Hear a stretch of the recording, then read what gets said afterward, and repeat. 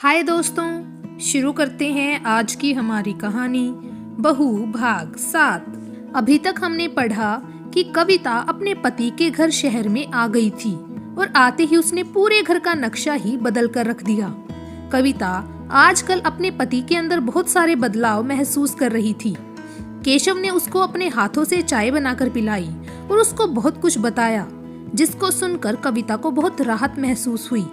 कविता को केशव में आए बदलाव बहुत भाने लगी हैं। शहर में रहते उसको बहुत समय हो गया है और अब उसको गांव की याद आ रही है।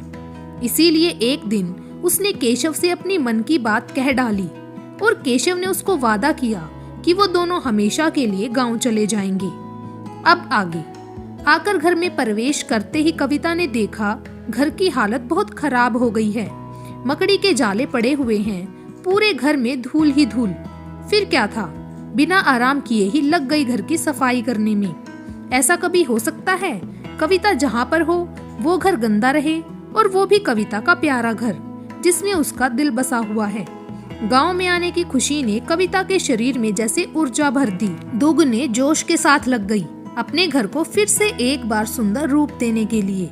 अरे थोड़ी देर चैन से बैठ लो, घर कहाँ भागा जा रहा है, अब तो यहीं पर रहना है, कर लेना सफाई आराम से। कविता को अत्यधिक उत्साहित देखकर केशव ने कहा, इतने गंदे घर में चैन से कैसे बैठूं? पहले सफाई कर लेती हूँ, फिर नहा धोकर शांति से बैठूंगी। आप भी थोड़ा सा मदद कर दीजिए ना, एक बाल्टी पानी भर दीजिए, मैं घर में पोंछा लगा देती हूँ। पूरे घर में धूल ही धूल है। घर की सफाई करके नहा धोकर रसोई घर में चली गई कविता।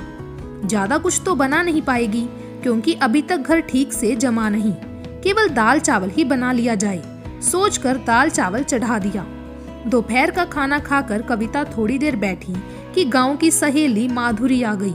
आजा आजा माधुरी, बैठ जा, कैसी है?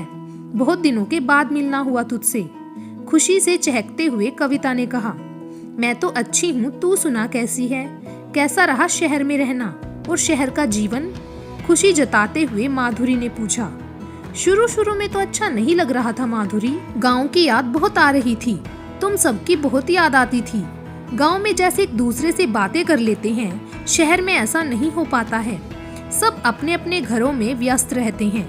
जैसे अभी तू आ गई बिना पूछे। शहर में कहीं जाना है तो पहले देखना पड़ता है कि सामने वाले के पास समय है कि नहीं है, फिर घर की घंटी बजाओ। यहाँ तो बिना घंटी बजाए तू घर के अंदर चली आई। ऐसा कहाँ होता है शहर में? मुझे वो बंधन पसंद नहीं आता।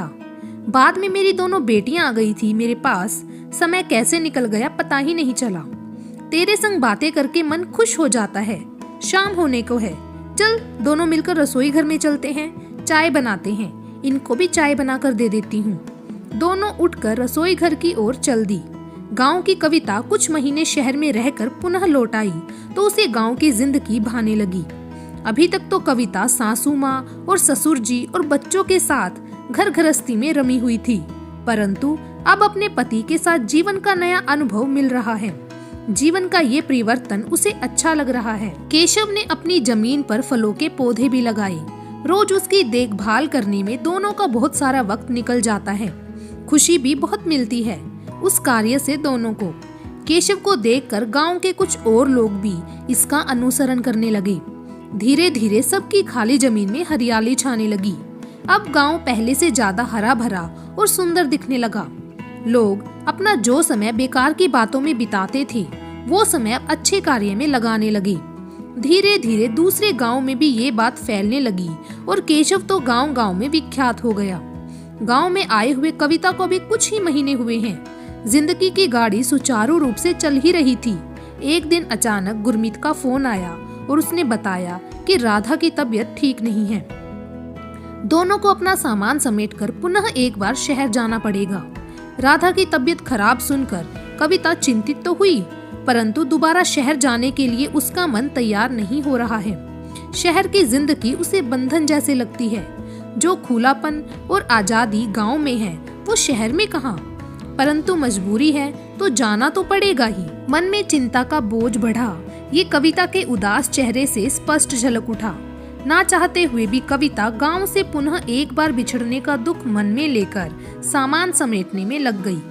ऐसा नहीं है कि बेटे के पास जाने की खुशी नहीं है, खुशी है, परंतु शहर की जिंदगी पसंद नहीं है। जब जब कर्तव्य की बारी आती है तो पसंद नापसंद का तो सवाल होता ही नहीं। सदैव कविता अपने कर्तव्य को प्रधानता देती रही। आज भी वही किया उसने। शहर पहुंचते ही कविता को ये समझने में देर नहीं लगी कि राधा गर्भवती है। बार बार उल्टियां करना, चक्कर आना, खाने के प्रति अरुचि इस बात का पक्का सबूत है। बहुत कमजोर और बहुत दुबली हो गई है राधा।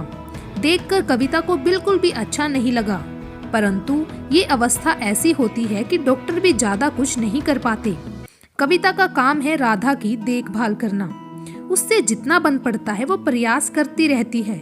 राधा को क्या खाना पसंद है, क्या नहीं पसंद है, कब क्या खाना है, इस बात का पूरा ध्यान रखती है कविता। कविता को तो मन रमाने के लिए कुछ ना कुछ कार्य चाहिए। मिल गए उसको मन रमाने वाले कार्य। अब राधा पहले से ज्यादा स्वयं को स्वस्थ और सुरक्षित महसूस करने लगी। क्यों नहीं करेगी भला। देखभाल करने के लिए कविता जैसी सासू माँ जो आ गई। इतनी प्यारी सासू माँ भला कितने लोगों के नसीब में लिखी रहती है। सचमुच राधा स्वयं को इन दिनों भाग्यशाली समझ रही है। कुछ दिन छुट्टी लेकर घर में रहने के पश्चात राधा पुनः ऑफिस जाने लगी। ना सुबह उठकर नाश्ता और टिफिन तैयार करने का झंझट, ना शाम को आकर चाय बनाना और रात के खाने की व्यवस्था करने की समस्या। कविता भला राधा को ये सब काम करने की अनुमति कैसे दे सकती है। एक तो दिन भर ऑफिस का कार्य करके थकान होती है, ऊपर से घर आकर भी कार्य संभाले, ये भला कविता कैसे करने दे सकती है। कविता की देख रेख में राधा के स्वास्थ्य में दिन प्रतिदिन सुधार होता जा रहा है।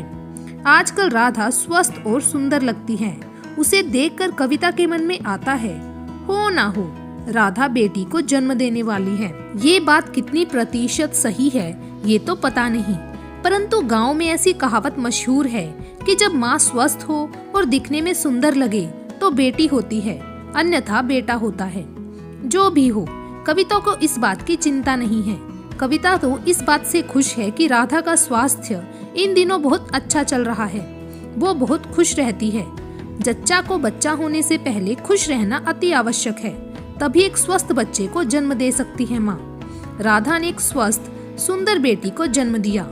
सुनकर कविता के पांव तो जमीन पर नहीं पड़ रहे थे। वो तो जैसे खुशी के मारे हवा में उड़े जा रही है और हवाओं संग ही अपनी खुशी बांट रही है। अब वो दादी बन गई है। दादी बनने की खुशी भी नानी बनने की खुशी से कम नहीं है। असल में दोनों का एक दूसरे से तुलना करना ही बेकार है। कौन सी खुशी ज्यादा है और कौन सी खुशी कम है, ये कहना अत्यंत कठिन है। जब पहली बार कविता ने एक बेटी को जन्म दिया था, तब सासू माँ ने किस तरह रो रो कर अपना बुरा हाल कर लिया था और कितना कोसा था कविता को। वो बातें याद आते ही कविता की आंखें नम होने लगती हैं। कविता ये बात अच्छे से समझती है कि बेटा होना या बेटी होना ईश्वर के हाथ में है, अपने हाथ में कुछ भी नहीं है। फिर क्यों किसी माँ को इस बात के लिए दोषी ठहराया जाए। कविता भले ही गाँव की और कम पढ़ी लिखी है, परंतु वास्तविकता के कठोर धरातल पर चलते चलते समय ने जो ठोकर दिया उससे वो काफी समझदार हो गई है। कविता अपनी पोती और बहू को लेकर घर आ गई। घर आकर फिर उसकी दिनचर्या शुरू हो गई। पोती की देखभाल कैसे करनी है, राधा को कैसे खाना देना है, उसके स्वास्थ्य के लिए क्या अच्छा है क्या बुरा है, आदि बातों का ध्यान रखते रखते समय कहाँ से पंख लगाकर उड़ जाता है कविता को पता भी नहीं लगता। वो तो खुश है इस व्यस्तता भरी जिंदगी से, कुछ भी सोचने का समय ही नहीं मिलता। रात को थक कर चूर हो जाती है, तब जाकर बिस्तर पर पड़ जाती है, परंतु उसके कान सदैव खड़े ही रहते हैं। पोती ईशा के रोने की आवाज जैसे ही आती है दौड़कर पूछने चली जाती है उसे क्या हुआ है। जब राधा से वो संभलती नहीं है तो स्वयं उसे लेकर चुप कराती है। सासू माँ के इस तरह के व्यवहार से राधा के मन में उनके प्रति श्रद्धा भाव और जाग उठा। अब तो कविता और राधा के बीच में सास बहू का संबंध ही नहीं रहा। अब तो दोनों माँ बेटी और दोस्त बन गए हैं, एक दूसरे से कोई भी बात छुपाते नहीं हैं। एक बड़ी बात तब सामने आई जब 6 महीने के पश्चात राधा का ऑफिस जाने का समय आ गया। ईशा को कौन संभाले, इस बात की चिंता राधा को ज्यादा हो रही है। राधा को चिंतित देखकर कविता ने उसे सांत्वना देते हुए कहा, बेटा तुम इतनी चिंतित क्यों हो, मुझ पर भरोसा नहीं है क्या? मुझ में अभी भी इतना दम तो है कि मैं अपनी पोती को अच्छी तरह से संभाल सकती हूँ। घर के सारे कार्य करने के लिए नौकर तो है ही। तुम चाहो तो एक खाना बनाने वाली रख दो, मेरी देख रेख में खाना बना लिया करेगी। फिर मुझे ईशा को संभालने में आसानी हो जाएगी। मम्मी, आप पर मुझे पूरा भरोसा है।